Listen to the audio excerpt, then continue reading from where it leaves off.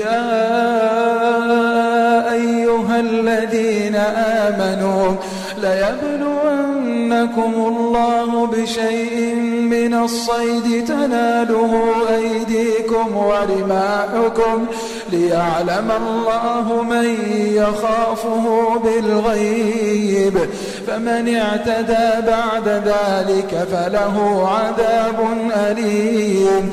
يا أيها الذين آمنوا لا تقتلوا الصيد وأنتم حرم ومن قتله منكم متعمدا فجزاء مثل ما قتل من النعم يحكم به ذوى عدل منكم هديا بالغ الكعبة أو كفارة طعام مسكين أو عدل ذلك صياما ليذوق وبال أمره عفى الله عما سلف ومن عاد فينتقم الله منه والله عزيز ذو انتقام.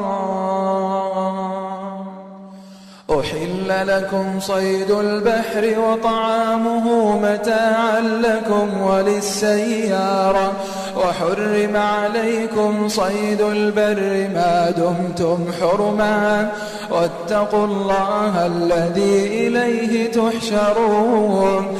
جعل الله الكعبة البيت الحرام قياما للناس والشهر الحرام والهدي والقلائد ذلك لتعلموا أن الله يعلم ما في السماوات وما في الأرض وأن الله بكل شيء عليم. اعلموا أن الله شديد العقاب وأن الله غفور رحيم. ما على الرسول إلا البلاغ والله يعلم ما تبدون وما تكتمون. قل لا يستوي الخبيث والطيب ولو أعجبك كثرة الخبيث فاتقوا الله يا أولي الألباب لعلكم تفلحون.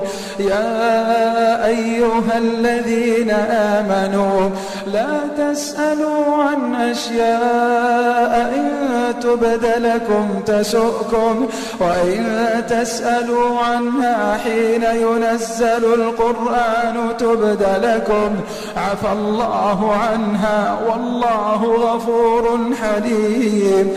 قد سألها قوم من قبلكم ثم أصبحوا بها كافرين.